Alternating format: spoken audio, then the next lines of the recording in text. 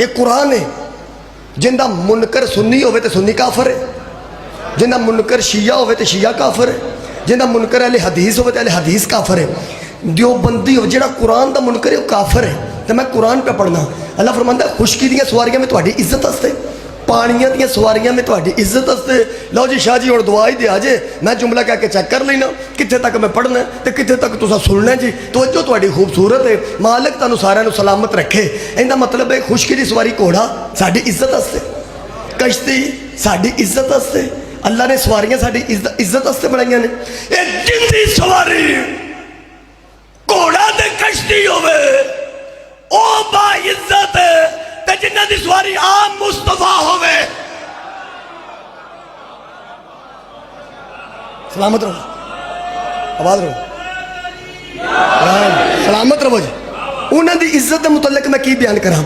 जिन्हां दी सवारी आप खत्मीए मरतबत होवे, जिन्हां दी सवारी इमामुल अंबिया होवे, जिन्हां दी सवारी नबियां दे सिरां दा ताज होवे, जिन्हां दी सवारी कायनात दा सुल्तान होवे, जिन्हां दी सवारी अल्लाह तो बा बुजुर्ग हस्ती होवे, हाँ उन्हां दी अजमत के मुतल्लिक मैं की बयान कर सकना जी।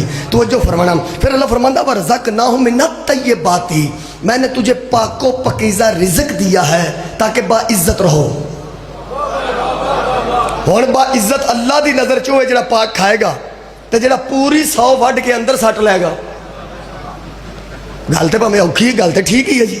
हैं वो फिर बंदियां दी नज़र च बाइज्जत हो सकता है, अल्लाह दी नज़र च उहदी इज्जत है कोई नहीं। क्योंकि अल्लाह की नज़र च बाइज्जत हुए जिहड़ा पाक खाएगा, जिहड़ा हर शय विचों कढेगा। क्योंकि पाक खाने तो बाइज्जत रहना ना, जिहड़ा पाक खाएगा नहीं वो बाइज्जत ही नहीं।